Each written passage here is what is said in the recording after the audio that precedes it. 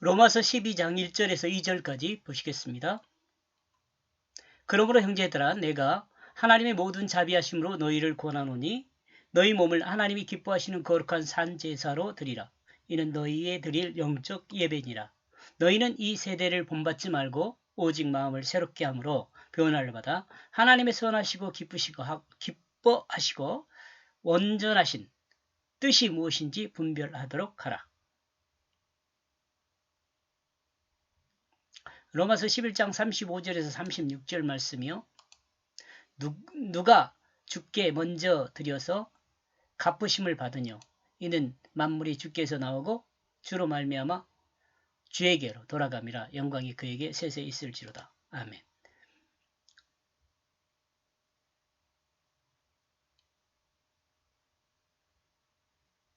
이것이 왜 있는지 전 모르겠습니다. 뭐 볼까요?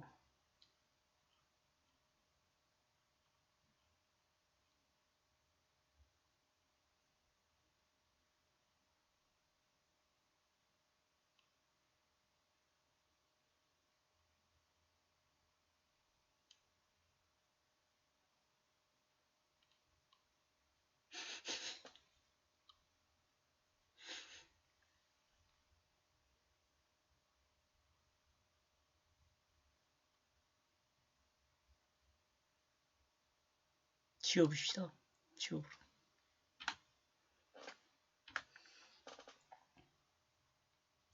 1절 형제들아 그러므로 나는 너희에게 요구하고 있다. 그 하나님의 모든 자비하심을 통하여 하나님 사랑으로 바울은 형제들에게 요구하고 있습니다. 하나님 사랑으로. 하나님 사랑이 무슨 사랑이냐? 내어주는 사랑이죠. 자신의 자리를 내어주는 것이 하나님의 사랑이에요. 곧 하나님이 하나님 백성을 하나님 사역자에게 사랑하는 그 방법으로 요구하고 있습니다. 이게 이것을 또 좀 생각해 보면 하나님이 말하는 거나 마찬가지죠. 하나님 말씀이니까 또.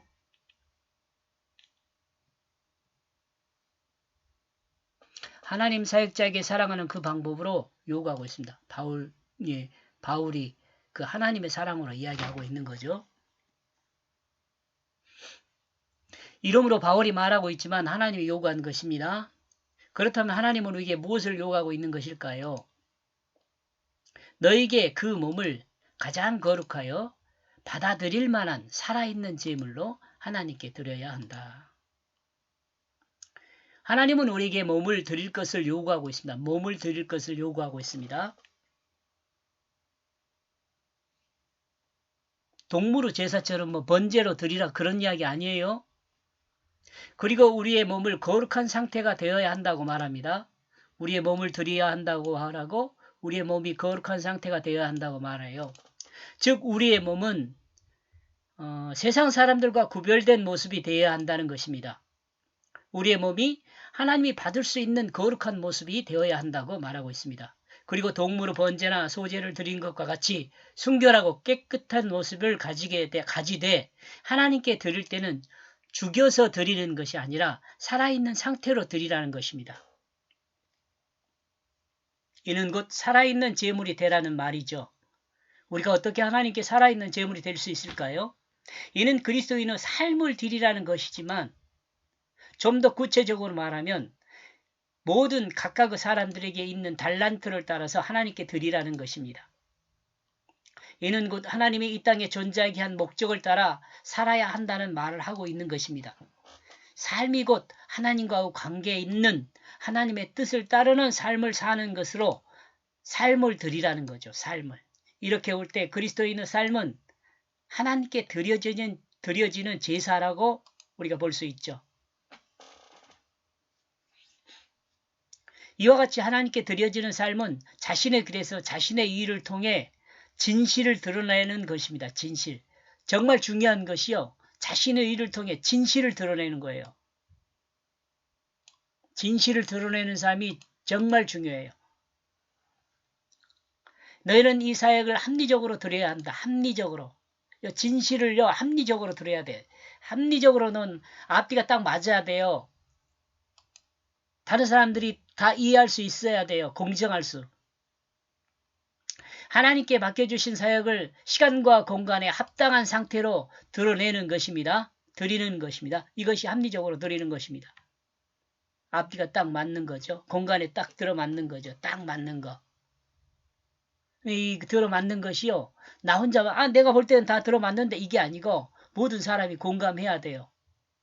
그래 그 합당해 이렇게. 근데 거짓이 거기가 섞이면은요 합당할 수가 없겠죠. 그러나 진실하게 어떤 진실한 삶을 살게 되면은요 다른 사람은 믿지 않는 사람은 합당하지 않다고 말할 수 있어요. 그러나 하나님 앞에서는 합당해요. 진실하니까. 하나님의 일은 자신이 원하는 때에 자신이 원하는 만큼 그냥 하면 되는 것이 아닙니다. 하나님의 일은 합리적으로 하는 것은 하나님의 일을 합리적으로 하는 것은 하나님의 때에 하나님이 원하는 장소에서 하나님이 원하시는 그 일을 하는 것이 합리적인 것입니다. 이것이 하나님의 사역자로서 하나님의 일을 가장 합리적으로 하는 것이 됩니다. 2절 이리하여 너는 여기 이 시대와 비슷하게 꾸미지 말라. 반대로 너희는 변화를 받아라. 그리스도인의 삶을 하나님께 거룩하게 드리기 위해서는 그리스도인이 사는 이 시대의 시간과 장소적으로 속해 있지만 우리 그리스도인은요 살아있는 그 시대에 시간과 장소적으로는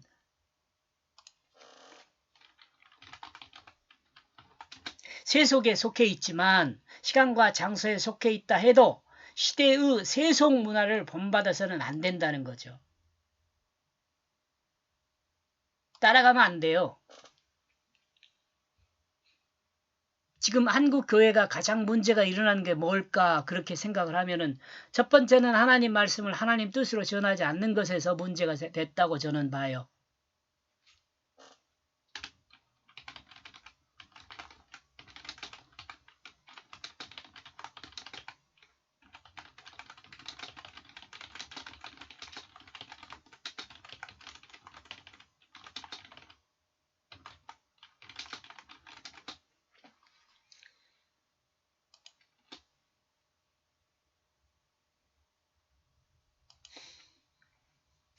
한국 교회의 첫 번째 문제는 성경을 하나님 뜻으로 전하지 않았어요.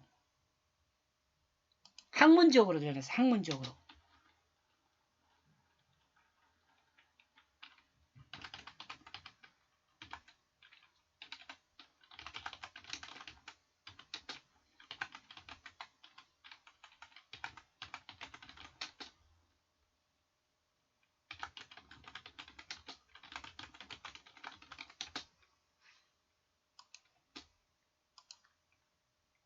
인간 지식이 된 학문적으로 신앙을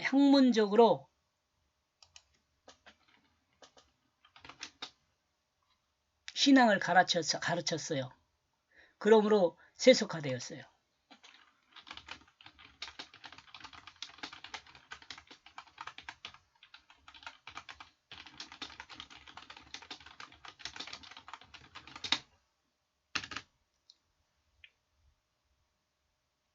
그리스도인은 세속화가 되면 안 됩니다. 그리스도인은 세상을 본받을 사람이 아니라 세상을 본받을 것이 아니라 그 사람이라고 되겠네요. 그리스도인이니까.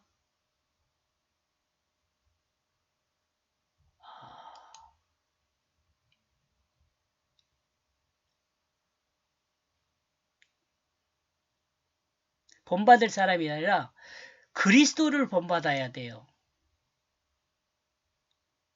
세상을 본받을 사람이 아니라 그리스도인은 세상을 본받을 것이 아니라 그리스도를 본받아요. 그리스도를 본받은 모습으로 세상을 변화시켜야 할 사명이 있어요. 뭐라 그래? 그리고 그리스도인이 돼야 돼요.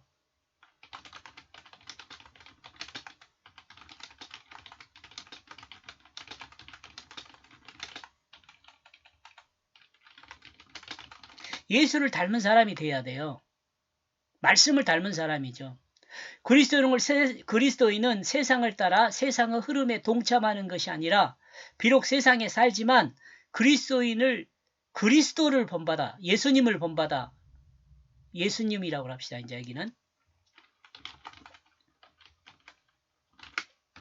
예수님을 본받아 그리스도인으로 변화되어야 한다는 것입니다. 예수를 닮은 사람, 말씀을 닮은 그리스도인이 되어야 합니다. 그리고 세속은 그리스도인의 문화를 세속에 그리고 세속에 그리스도인의 문화를 만들어야 합니다. 문화를 만들어야 합니다.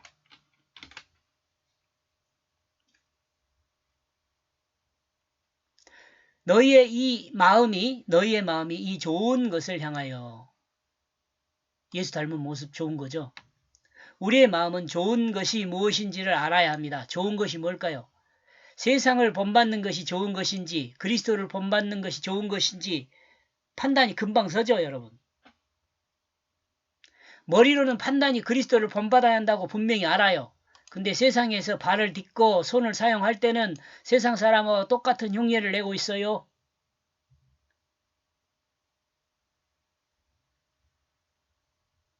하나님은 분명하게 말씀하십니다. 세상을 본받지 말고 그리스도를 본받는 사람으로 이 좋은 것을 향하여 행하라고 말하고 있죠. 이것이 너희에게 무엇인지, 이것이 우리에게 무엇인가? 이것은 그리스도를 본받아 사는 것이며, 그리스도를 본받아 사는 것은 우리 몸을 하나님께 산 제사로 드리는 것이 됩니다. 우리의 삶을 예수를 닮은 모습으로 하나님께 드리는 것이 되는 거죠. 그 하나님의 그 뜻이 무엇인지를 분별하라. 그는 선하시며 받아들일 만하며 온전하시다. 우리도 하나님께 받아들일 만한 사람이 되어야지만 여러분이 알게 된 그 하나님도요, 우리 안에 충분히 받아들일 만해요.